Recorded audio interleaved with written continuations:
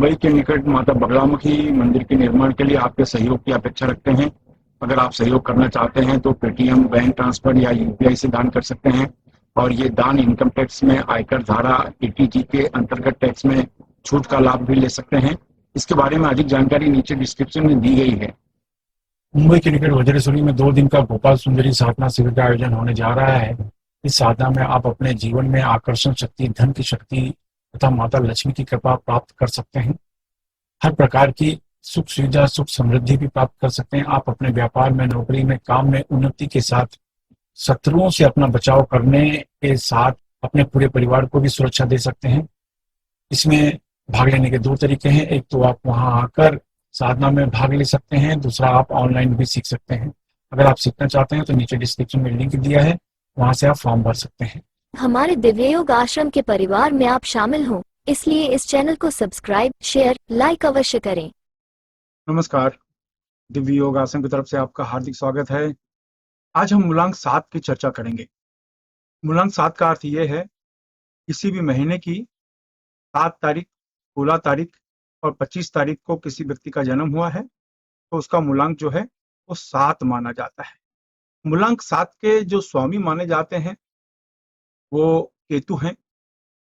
कई विद्वान जो होते हैं वो वरुण के नाम से भी जानते हैं, कुछ इसे चंद्रमा का अंक भी मानते हैं, लेकिन देखा जाए तो ये इसका मूलांक का स्वामी केतु माना जाता है। ये एक स्वतंत्र विचार वाले व्यक्ति माने जाते हैं और इनके बारे में जो प्रिडिक्शन है कोई आसानी से नहीं कर सकता।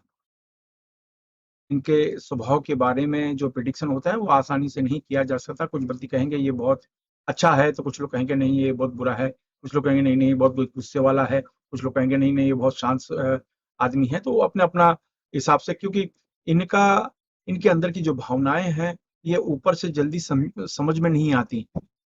वैसे ये एक जगह पर शांत होकर नहीं बैठते, कुछ न कुछ सोचते रहते हैं, कुछ न कुछ कार्य करते रहते हैं। यात्रा के अच्छे शौकीन माने जाते हैं। अगर देखा जाए इनका अगर कोई काम यात्रा से संबंधित है तो ये अपने काम में बहुत ज्यादा सफल होते हैं। अगर ये घर बैठ के कोई काम कर रहे हैं तो उसमें कोई खास सफलता इनको मिलने वाली नहीं है, लेकिन यहाँ जाना, वहां जाना, वहां से वहां जाना, यहाँ से वहां जाना, यात्रा कर करके जो है तो उससे इनकी अर्निंग सबसे ज्यादा होती है। अपने मन के इच्छा को बहुत अच्छी तरीके से वो प्रेजेंट करने की क्षमता इनके अंदर होती है। पूरे हिम्मत से बात करते हैं, आत्मविश्वास बहुत अच्छा होता है। और लेकिन ये है कि छोटी छोटी बातों पे चिड़चिड़े हो जाते हैं। हर छोटी बात इनके मन पे लगती है तो चिड़चिड़े हो जाते हैं, जिस इसलिए इनको कहा जाता है संयम बहुत जरूरी है। वैसे जो केतु का जो प्रॉपर्टी माना जाता है ऐसे ऐसे माना जाता है इस तरीके से। तो कहने का मतलब केतु की वजह से आप एक जगह पर बैठ भी नहीं पाते। मतलब आपको यहाँ जाना है, फिर वहां जाना है, फिर वहां जाना है, यहाँ जाना है, इस तरीके से ये सिस्टम चलता रहता है। और इसी तरह से आपके मन की प्रवृत्ति होती है, शांत होकर नहीं चलती, मन उछलता रहता है इस तरीके से। तो संयम गुस्सा और ये सब चलता रहता है।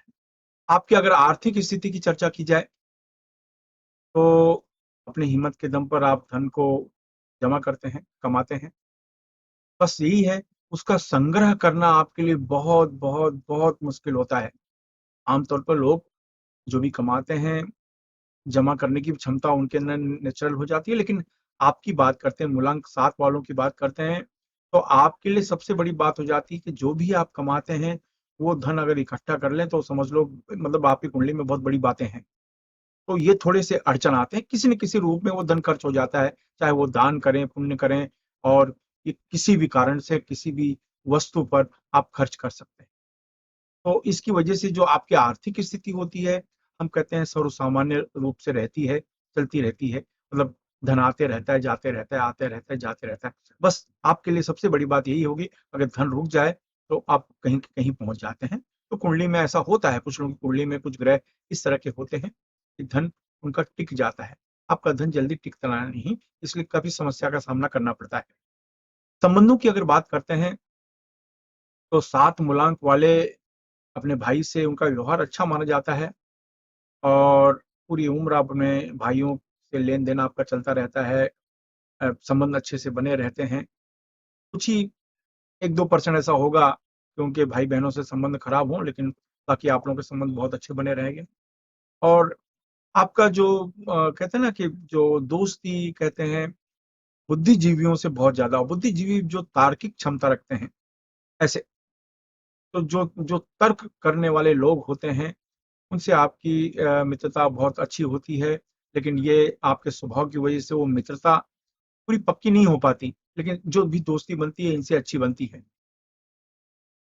आपके खुद के जो मित्र हैं बहुत कम होते हैं, लेकिन फिर भी 1, 2, 3, 5, 6, 7 और 9 मूलांक के जो व्यक्ति हैं, उनसे आपकी दोस्ती थोड़ी-सी ज़्यादा होती है। आपकी अगर शिक्षा की चर्चा करते हैं, तो कला का क्षेत्र मान लीजिए, गूढ़ चीज़ मान लीजिए, जैसे गुप्त विद्या, गुप्त चीज़ें हैं, गूढ़ विद्या, गुप्त विद्या, इनमें आपकी अच्छी रुचि रहती है। और शिक्षा का जो स्तर है, वो भी ठीक रहता है। हम कह सकते हैं कि शुरुआत में आपकी शिक्षा थोड़ी-सी ऊपर-नीचे होती रहती है, लेकिन समय के साथ शिक्षा के स्तर में बदलाव होते रहता है और आपको उसका फ़ायदा होता है। और अगर आप परीक्षा भी देते हैं, तो उनमें भी मतलब आसानी से नहीं, आपका जो एजुकेशन है, आप देखेंगे कि आसानी से पूर्ण नहीं होता, ये ख़ास बात है। बहुत सी अड़चनें आती रहती हैं और आपका जो गूढ़ विद्या में जो इंटरेस्ट होने की वजह से क्रिएटिव दिमाग चलता है, खोजी वृत्ति मानी जाती है आपका, कुछ पता लगाना, कुछ ढूँढना, इस तरह। इसलिए आप जैसे लोग ज़्यादा करके पुलिस डिपार्टमेंट, सीबीआई, जासूस, स्पाई या सामान्य भी अगर रहेंगे, तो किसी के बारे में पता लगाना इन चीज़ों के रूप में बहुत ज़्यादा मानी जाती है। ऐसा किसी को ध्यान में रखना, किसी का पीछा करना, किसी की जानकारी हासिल करना, किसी की अंदर की बातों को जानकारी लेना, पता लगाना, उसके अंदर का नेचर के बारे में पता लगाना, इस तरह का एक प्रकार का स्वभाव रहता है। तो ऐसे लोगों के लिए कहा जाता है, ये शायद पुलिस में भर्ती होंगे, ये शायद जासूस बनेंगे, ऐसा माना जाता है। कहने का मतलब है, ये एक नेचुरल स्वभाव है कि आप गूढ़ चीज़ों को समझने की कोशिश करते हैं। आप कहते हैं ना कोई छुपी हुई चीज़ है उसको खोजने की कोशिश करते हैं, ऐसा स्वभाव माना जाता है। देखा जाए तो अगर अध्यात्म की बात करें तो आध्यात्मिक चीज़ें भी आपको पसंद होती हैं। 90% लोगों को आध्यात्मिक चीज़ें बहुत पसंद होती है। यानी आध्यात्मिक ज्ञान, ग्रंथों का ज्ञान, वेद पुराणों का ज्ञान माना जाता है, उसमें इंटरेस्ट माना जाता है। 10% ही ऐसे लोग होंगे जिनको इनमें इंटरेस्ट बहुत कम होता है। कोई कुंडली में कोई खास प्रकार के प्रभाव होते हैं इसकी वजह से। खैर, अगर आपकी ये संबंध अगर आपके विवाह की बात करें, प्रेम संबंधों की अगर हम चर्चा करते हैं, तो ये स्थायी नहीं रहते हैं। गंभीर चीज़ें, आपका जो गंभीर स्वभाव है, आपका जो नेचर है, वो बीच में आता है, उसकी वजह से थोड़ी-सी अड़चन आती है। आपके अंदर थोड़ी-सी शंका वाली प्रवृत्ति भी मानी जाती है, जिसकी वजह से आप शायद उस प्रेम में शक करते हैं, शंका करते हैं। तो इसमें भी हल्की-सी दरार पड़ जाती है और लेकिन जब विवाह हो जाता है, वो 90% सुखी ही माना जाता है, उसमें कोई ऐसी अड़चन नहीं आती। और ज़्यादा करके ऐसा देखा गया है कि जो 7 नंबर की जो महिलाएँ होती हैं, वो विवाह में कम इंटरेस्ट दिखाती हैं, विवाह करने से थोड़ा बचने की कोशिश करती हैं, ऐसा। तो एक आपके दिमाग में अलग तरीके के विचार बने रहते हैं, तो विचार के अनुरूप फिर ये आपको शादी हो तो ठीक है, नहीं हो तो ठीक है, मतलब उसके लिए बहुत ज़्यादा पागलपन, दीवानापन ऐसा नहीं होता। इस तरह की बातें होती हैं। आपके अगर काम-धंधे की बात की जाए तो कल्पना शक्ति बहुत अच्छी मानी जाती है।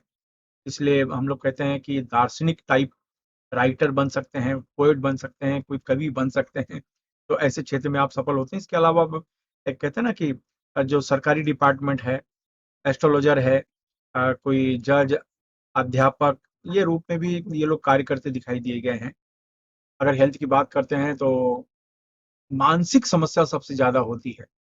मानसिक समस्या की वजह से आपका जो डाइजेशन सिस्टम है थोड़ा-सा कमज़ोर होता है, ब्लड प्रेशर की समस्या हो जाती है और ये कहते हैं ना कि ये ब्लड खराब होना या ब्लड में कोई समस्या आ जाना या फिर स्किन में कोई समस्या आ जाना, यानी ये ईचिंग प्रॉब्लम, एलर्जिक प्रॉब्लम, इस तरह की जो त्वचा की समस्या होती हैं, वो इस तरह की समस्या आ जाती हैं। सफ़ेद दाग, काले दाग, इस तरह की समस्या भी आप लोगों में देखी गई है।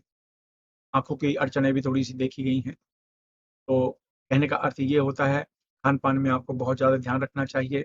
रॉ फूड जिसको कहते हैं, को ज़्यादा से ज़्यादा खाना चाहिए, यानी कि पके फूड की तुलना में रॉ फूड ज़्यादा खाना चाहिए, जिसको हम सलाद कहते हैं। इसकी मात्रा आपको बहुत ज़्यादा से ज़्यादा बढ़ानी चाहिए। पहले आप रॉ फूड सलाद खाएँ, उसके बाद भोजन करें, तो जिसकी वजह से भोजन ज़्यादा शरीर में ना जाए। तो ऐसा करेंगे तो जो स्किन की समस्याएँ और इस तरह की अड़चनें हैं, कम हो जाती हैं। देखा जाए तो फिर रविवार, सोमवार, गुरुवार ये दिन आपके बहुत शुभ माने जाते हैं। अगर रंग की चर्चा करते हैं तो पीला रंग और ये हल्का ऑरेंज रंग और ये सफ़ेद रंग आपके लिए सूटेबल माने जाते हैं। फिर भी आपके अपने जीवन में कुछ अड़चनें अगर चल रही हैं, तो खास प्रकार का मंत्र का आप जाप करें। वो मंत्र है ओम केम केतुवे नमः, ओम केम केतुवे नमः, ओम केम केतुवे नमः, ओम केम केतुवे नमः, ओम केम केतुवे नमः, ओम केम केतुवे नमः। ये मंत्र का अगर रेगुलर आप जाप करते रहेंगे, यानी 7 नंबर वालों को ये मंत्र का जाप करते रहना चाहिए।